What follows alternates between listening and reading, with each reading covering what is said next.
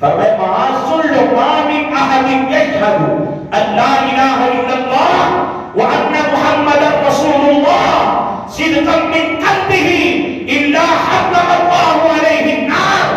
جس نے صدق قلب کے ساتھ سچے دل کے ساتھ گواہی دی اللہ کے سوا معبود کوئی نہیں اور محمد صلی اللہ علیہ وسلم اللہ کے رسول ہیں, اللہ نے اس کے اوپر جہنم کی آگ کو حرام کر دیا.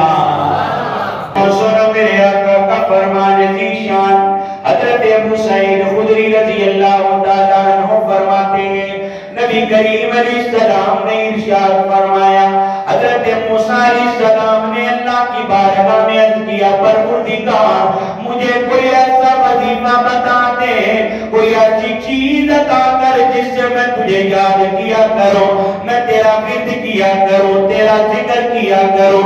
رب کائنات نے فرمایا موسیٰ علیہ السلام لا الہ الا اللہ کا ورد کیا کرو, لا الہ الا اللہ پڑھ لیا کرو. حضرت موسیٰ علیہ السلام نے عرض کیا پروردگار لا الہ الا اللہ تو حرام و خاص پڑھتا ہے, پر مولا میں تو تیرا کلیم ہوں, مجھے کوئی الگ طلب کوئی خاص وظیفہ بتانا جو میں کیا کروں مجھے تیرا قرب نصیب ہوا کرے.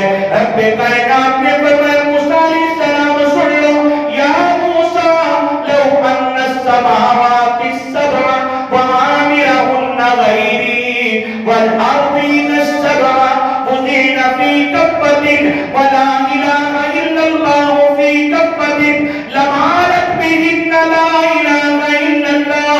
اے موسیٰ علیہ السلام سن لو, اگر ایک پلڑے میں ساتوں زمینیں ساتوں آسمان رکھ دیا جائیں, دوسرے پلڑے میں لا الہ الا اللہ رکھ دیا جائے, پلڑا وہی باری ہوگا جس پلڑے میں کلمہ رکھا ہوگا.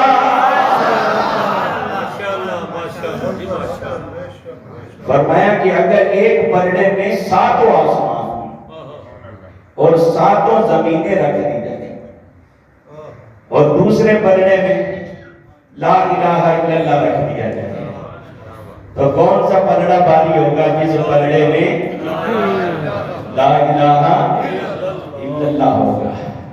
میرے آقا نے فرمایا رب کائنات نے موسیٰ علیہ السلام کو جواب دیا, موسیٰ علیہ السلام آپ نے لا الہ الا اللہ کے ورد کو ہلکا سمجھ لیا ہے. اگر ساتوں آسمان ساتوں زمینیں ایک پلڑے میں رکھ دیا جائیں, دوسرے پلڑے میں لا الہ الا اللہ رکھ دیا جائے, پلڑا وہی باری ہوگا جس پلڑے میں کلمہ پڑا ہوگا. امپورٹڈ اگر سابق باہر کے ممالک سے منگوا کر وہ اس کے اوپر مر دیا جائے, اس کے اوپر کئی بوتلیں شیمپو کی ڈال دی جائے, وہ صاف تو ہو سکتا ہے پر پاک نہیں ہو سکتا. صاف تو نظر آ سکتا ہے پر پاک نہیں ہو سکتا. ارے کئی من پانی اوپر ڈال دیا جائے, نہر میں نہا دو, سمندر میں ڈبکیاں لگوا دو, لیکن وہ پاک نہیں ہو سکتا. لیکن قربان جائیں جس کو اعلیٰ قیمتی صابن, جس کو قیمتی شیمپو اور کئی من پانی پاک نہیں کرتا ہے, جب وہ ایک مرتبہ لا الہ الا اللہ محمد رسول اللہ پڑھ لیتا ہے تو کلمہ اس کو باہر سے بھی پاک کر دیتا ہے, اندر سے بھی پاک کر دیتا ہے.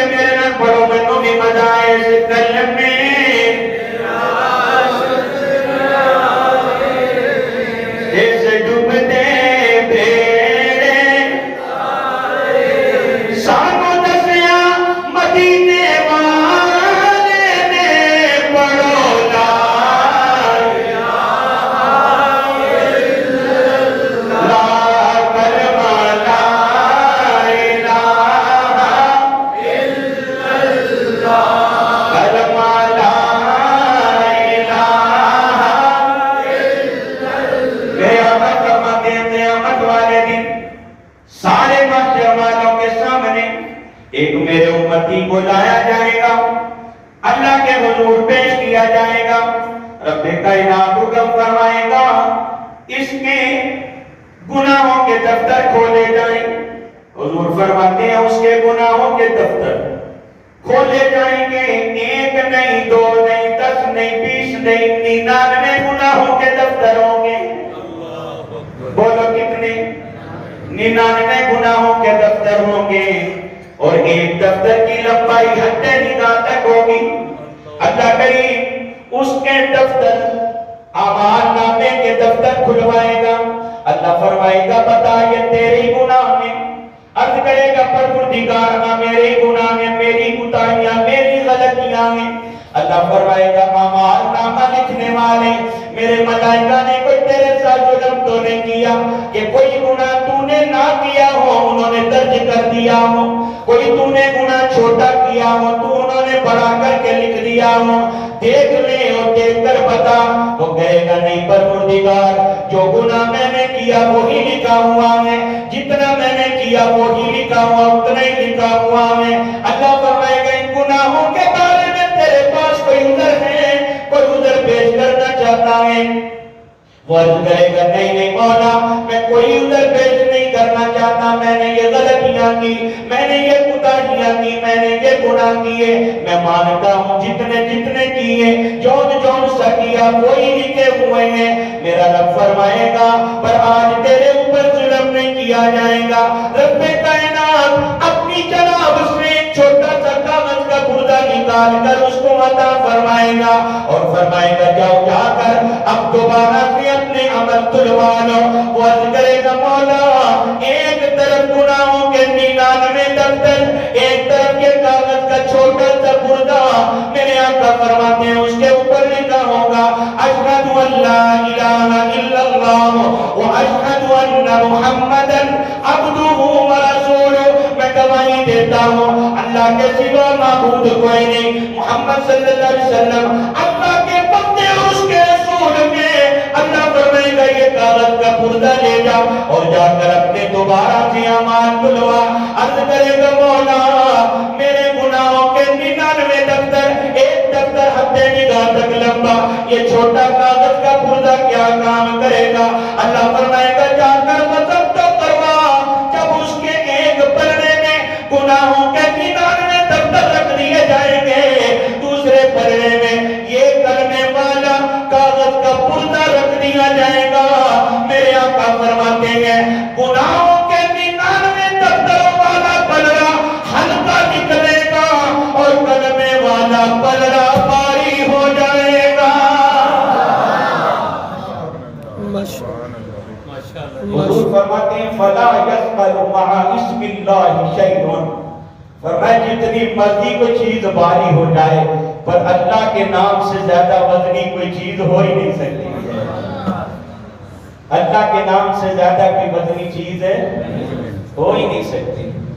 دم دم نال میں ذکر کرا مولا تیریاں شانادا، دم دم نال میں ذکر کرا مولا تیریاں شانادا۔ جڑا عقیدہ رکھدا میں تے او بولے تیرے نام تمہارے دیا، جتنی میری عمر ہو میں تیرے نام تمہارے دیا، جتنی میری عمر ہو میں تیرے، سارے نہیں پہ بول دے سارے بولو تیرے نام تمہارے دیا، جتنی میری عمر ہو میں۔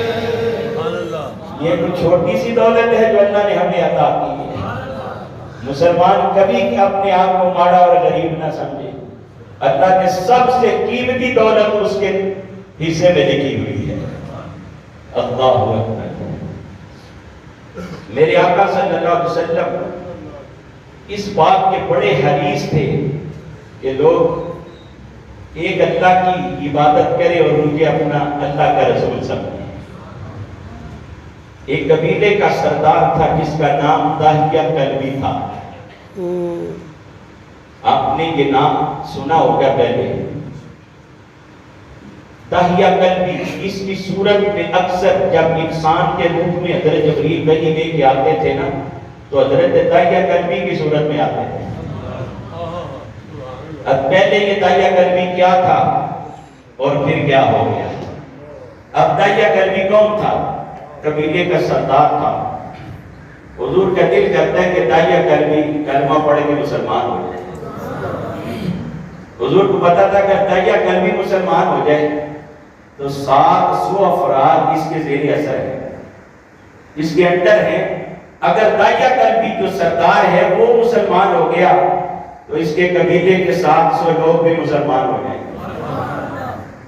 اس سلسلہ میں میری سرکار نے دل میں ارادہ کیا اور اللہ کی بارگاہ میں ہاتھ بلند کیے۔ میرا نبی تو صرف دل میں ارادہ کرے تو رب قبلے بدل دیتا ہے، تو حضور جب ہاتھ اٹھائیں تو کیسے خالی رب موڑ سکتا؟ اب حضور نے دعا کی، اللہم ارزق داہیۃ القلبی الاسلام، اے اللہ داہیہ قلبی کو اسلام کی دولت عطا کر دے۔ وہ داہیہ قلبی جو اسلام کا سخت مخالف ہے، جس کو میرے نبی بھی اچھے نہیں لگتے، میرے نبی کا مشن بھی اچھا نہیں لگتا، لیکن جب میرے آقا نے ہاتھ اٹھا کر دعا کی، اللہم ارزق داہیۃ القلبی الاسلام، اے اللہ داہیہ قلبی کو مسلمان کر دے، اسلام کی دولت عطا کر دے۔ ادھر میرے نبی کے ہاتھ اٹھے، ادھر بیٹھے بیٹھے داہیہ قلبی کے دل کی حرکت تیز ہو گئی، دل میں اسلام اور بانی اسلام کا پیار داخل ہو گیا۔ امام اہل سنت احمد رضا بریلوی رحمت اللہ تعالی علیہ آپ فرماتے ہیں، اجابت نے جھک کر گلے سے لگایا، اجابت نے جھک کر گلے سے لگایا، بڑی ناز سے جب دعائے محمد، اجابت کا سہرا عنایت کا جوڑا، دلہن بن کے نکلی جب دعائے محمد۔ ادھر حضور کے ہاتھ اٹھے، ادھر قبولیت کے لیے خود دعا، قبول اللہ کی رحمت خود مصطفیٰ کے پاس آ گئی، قبولیت خود مصطفیٰ کے ہاتھوں کے پاس پہنچ گئی۔ داہیہ قلبی کے دل کی دنیا بدل گئی، اسلام بانی اسلام کی محبت دل میں پیدا ہو گئی۔ اب دل میں ارادہ پیدا ہو گیا کہ میں بھی مصطفیٰ کا کلمہ پڑھ لوں۔ اونچی بولو، یہ ڈھیلی آواز سے سبحان اللہ کہہ کے بات سننے والے نہیں، کج کے بولو۔ دل میں محبت پیدا ہو گئی، میں بھی مسلمان ہو جاؤں، میں بھی آمینہ کے لال کا غلام بن جاؤں، میرے گلے پہ بھی مصطفیٰ کی غلامی کا پٹا پڑ جائے۔ اب اس ارادے سے داہیہ قلبی اپنے گھر سے میرے آقا کی بارگاہ میں حاضری کے لیے چلے، ادھر جبریل میرے آقا کی بارگاہ میں خوشخبری سنانے کے لیے آ گئے۔ جبریل نے آ کر دیا، ان اللہ یقرئک السلام، یا رسول اللہ، اللہ نے آپ کو سلام بھیجا ہے اور خوشخبری دینے کے لیے آیا ہوں۔ آپ نے داہیہ قلبی کے لیے دعا مانگی ہے، داہیہ قلبی مسلمان ہو جائے۔ یا رسول اللہ، داہیہ قلبی کلمہ پڑھنے کی غرض سے اپنے گھر سے چل چکا ہے، آپ کی بارگاہ میں حاضر ہونے والا ہے۔ میرے آقا کی نظر دروازے کی طرف لگ گئی، انتظار ہونے لگا کب داہیہ قلبی آتا ہے۔ ادھر داہیہ قلبی آئے، مسجد میں قدم رکھا، میرے آقا استقبال کے لیے کھڑے ہو گئے۔ فلما دخل داہیۃ القلبی المسجد رفع النبی صلی اللہ علیہ وسلم رداءہ عن ظہرہ وبسطہ علی الارض بین یدیہ، میرے آقا نے کھڑے استقبال کیا، نہ صرف استقبال کیا ہے بلکہ کملی والے نے اپنے کندھوں سے اپنی کالی کملی اتار کر، اپنی چادر اتار کر زمین کے اوپر داعیہ کلبی کے سامنے بچھا دی، فرمایا داعیہ کلبی اس کے اوپر بیٹھ جاؤ۔ داعیہ کلبی نے قدم رکھنے کی بجائے میرے آقا کی چادر کو اٹھایا، چوم کر آنکھوں پہ لگایا، چہرے پہ لگایا، رو کے عرض کیا آقا میں قبیلے کا سردار بن کر نہیں آیا، میں تو آپ کی بارگاہ میں غلام بن کر آیا ہوں۔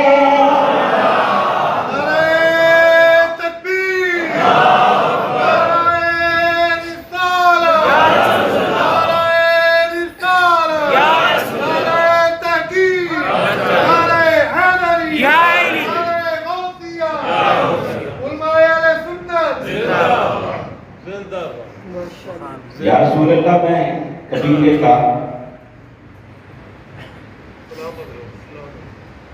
سردار بن کے نہیں آیا، میں تو آپ کا غلام بن کے آیا۔ میری کیا ضرورت کہ میں آپ کی چادر پہ، آپ کی ردا پہ قدم رکھوں؟ حضور بڑا ٹائم غفلت میں، بے ادبی میں، گستاخی میں، جرموں میں گزر گیا ہے، مہربانی کرے اب مجھے جلدی سے کلمہ پڑھا کے اپنے غلاموں کی صف میں شامل کرو۔ میری سرکار نے داعیہ کلبی کو اپنا کلمہ پڑھایا، داعیہ کلبی نے کلمہ پڑھا، اس کے خاندان کے 700 لوگ بھی مسلمان ہو گئے، جشن برپا ہو گیا، اتنے لوگ مسلمان ہو گئے، دارہ اسلام میں داخل ہو گئے۔ لیکن جب داعیہ کلبی نے کلمہ پڑھا میرے آقا بھی خوش ہو گئے، صحابہ بھی جشن منانے لگے، خوشی کا سما ہو گیا، لیکن داعیہ کلبی کے روتا جاتا ہے، داعیہ کلبی چیخیں مار مار کے روتا ہے۔ میرے آقا فرماتے داعیہ کلبی روتے کیوں ہو؟ عرض کیا کلمہ تو اب پڑھا ہے، مسلمان تو اب ہوا ہوں، ہدایت یافتہ تو اب ہوا ہوں، اس سے پہلے سارا وقت بڑے بڑے گناہوں میں، جرموں میں، بڑی بڑی غلطیوں کوتاہیوں میں گزارا ہے۔ سرکار میں نے اتنے بڑے گناہ کیے ہیں، اگر مجھے ان گناہوں کے کفارے کے طور پر قتل کیا جائے میں قتل ہونے کے لیے بھی تیار ہوں، اگر میری ساری جائیداد لے لی جائے اور میں ساری جائیداد بھی دینے کے لیے تیار ہوں، پر مجھے معافی کا پروانہ ملنا چاہیے، مجھے معاف کر دینا چاہیے۔ میری سرکار نے فرمایا اے داعیہ کلبی بتا تو نے جرم کیا کیے، تو نے کون کون سے گناہ کیے؟ داعیہ کلبی نے کیا یا رسول اللہ میں قبیلے کا سردار تھا، میرے حکم پر قبیلے کی 70 بچیوں کو زندہ درگور کیا گیا، 70 بچیوں کو زندہ دفن کیا گیا، میں نے قبیلے کی 70 بچیوں کو زندہ دفن کیا ہے، 70 بچیوں کو زندہ درگور کیا ہے۔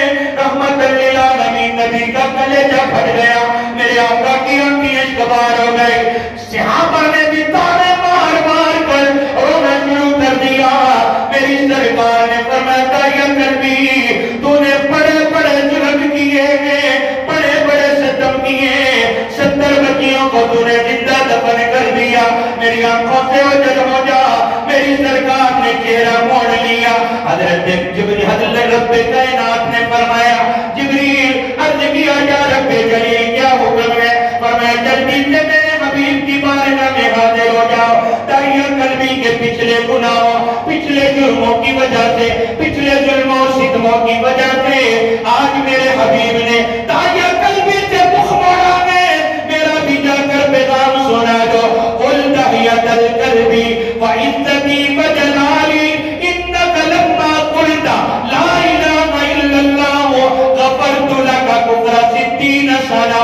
اے محبوب اپنی زبان حق سے داعیہ کلبی کو کہہ دو میرا رب کہتا ہے مجھے میری عزت کی قسم، میرے جلال کی قسم، میری کبریائی کی قسم، اے داعیہ کلبی تو نے بڑے بڑے جرم کیے، بڑے بڑے جرم کیے، بڑی بڑی زیادتیاں کی، بڑے بڑے گناہ کیے، لیکن اب جب تو نے مصطفیٰ کا کلمہ پڑھا ہے، لا الہ الا اللہ پڑھ لیا ہے، میں نے تیرے 60 سالہ زندگی کے سارے گناہوں کو معاف کر دیا ہے۔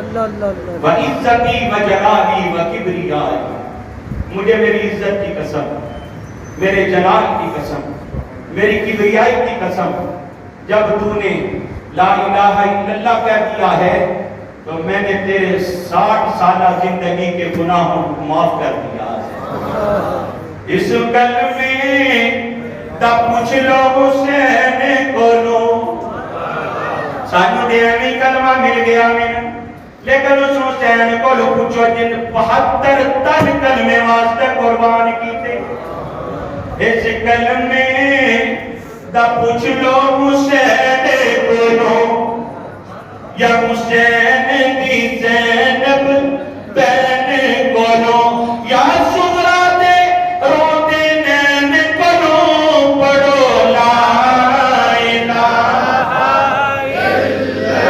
جتنے میرے آقا کے غلام بیٹھے اتنی آواز نہیں کج کے بولو لا الہ الا اللہ، کلمہ لا الہ الا اللہ، حق لا الہ الا اللہ۔ اسی کلمے کی میرے آقا نے رو کر اللہ کے حضور عرض کیا، مولا داعیہ قلبی نے ایک بار کلمہ پڑھا ہے تو نے معاف کر دیا ہے، تو وہ میرے امتی جو کثرت سے کلمہ طیبہ پڑھتے ہیں ان کو تو معاف کیوں نہیں کرے گا؟ میرے آقا کے غلاموں سن لو، یہ کلمہ طیبہ وہ ہے جس کی برکت سے قلب کو پاکیزگی ملتی ہے، روح کو سکون ملتا ہے، اس کلمے کی برکت سے اعمال کو درجہ قبولیت ملتا ہے، اسی کلمے کی برکت سے اسی کلمے کی برکت سے جنت کی چابی ملتی ہے۔ یہ کلمہ ساری دنیا کے مال و متاع سے زیادہ قیمتی ہے، اسی کلمے سے حسنات کا حصول نصیب ہوتا ہے، برکات کا یہ کلمہ ذریعہ بنتا ہے، یہ کلمہ عذاب الہی سے بچنے کے لیے ڈال ہے، یہ کلمہ کامیابی کی کلید اور کنجی ہے۔ ارے اس کو پڑھنے والا خوش نصیب اور سعادت مند ہوتا ہے، اور مرتے وقت جس کو کلمہ نصیب ہو جائے وہ سیدھا جنت میں داخل ہو جاتا ہے۔ پر میرے آقا کے غلاموں، ہمیں یہ مفت میں کلمہ پڑھ مل گیا، ہم مسلمانوں کے گھروں میں پیدا ہوئے، ہمارے ماں باپ کلمہ پڑھتے تھے، ہم نے بھی کلمہ پڑھنا شروع کر دیا، لیکن یاد رکھو میرے نبی نے اس کلمے کو پہنچانے کے لیے، اس نبی اس کلمے کی تبلیغ کے لیے کون کون سی اذیت برداشت نہیں کی، کون کون کی تکلیف کا سامنا نہیں کیا۔ ارے اس کلمے کی تبلیغ کے لیے مصطفیٰ پر پتھر برسائے گئے، اسی کلمے کے لیے مصطفیٰ کے راستے میں کانٹے بچھائے گئے، اسی کلمے کی وجہ سے مصطفیٰ کو جادوگر کہا گیا، مصطفیٰ کو کاہن کہا گیا، مصطفیٰ کو ساحر کہا گیا، مجنون کہا گیا، پاگل کہا گیا، دیوانہ کہا گیا۔ اس جبین اقدس جس کی قسمیں رب جلال قرآن میں اٹھاتا ہے، اس جہیدین کو لہو لہان کیا گیا، جس کی ایک جھلک پر اگر دونوں جہان قربان کر دیے جائے تو پھر بھی یہ سودا مہنگا نہیں ہے۔ میرے آقا نے اس کلمے کو پھیلانے کے لیے کون کون سی تکلیف نہیں اٹھائی، اور پھر آگے صحابہ نے اس کلمے کی آبیاری کے لیے کون کون سے ظلم و ستم کو نہیں سہا ہے۔ ارے صحابہ نے اس کلمے کے لیے اپنے بدن کے دو دو ٹکڑے کروائے، اپنے اعضاء کٹوائے، ان کو جیلوں میں بند کیا گیا، صعوبتوں اور مصیبتوں کا سامنا کیا گیا، لیکن سارے صحابہ نے اپنا تن من تن قربان کیا ہے، لیکن کلمے کی دولت پر آنچ نہیں آنے دی ہے۔ لیکن ایک آج ہم ہیں چھوٹی سی بات پر جھوٹی قسم اٹھا کر، کلمہ پڑھ کے جھوٹی قسم اٹھا کر اپنے کلمے کی دولت کو ضائع کر دیتے ہیں، اپنے ایمان کو ضائع کر دیتے ہیں۔ ارے دعا کیا کرو جس کام کے لیے کلمے نے حکم دیا ہے، جو کلمے کا تقاضا ہے، اللہ وہ کام کرنے کی توفیق عطا کرے۔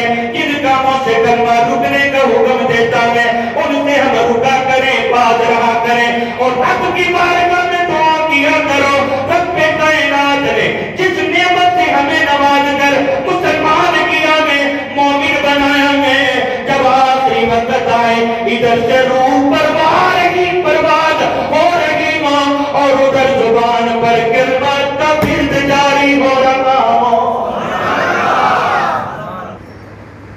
اس خزانے کی قدر کرو اور اس کی حفاظت کرو. سبحان اللہ. ہم چھوٹی چھوٹی بات پہ اس خزانے کو ضائع کر بیٹھتے ہیں اور کبھی بھی مسلمان مومن یہ نہ کہے میں غریب ہوں. حضور کا غلام کبھی غریب نہیں ہو سکتا. جس کے پاس دولت ایمان ہے، ارے گوروں کے پاس، غیر مسلموں کے پاس اگر اربوں خربوں کی دولت بھی ہو، اس کے پاس ایمان کی دولت نہیں ہے تو کچھ بھی نہیں.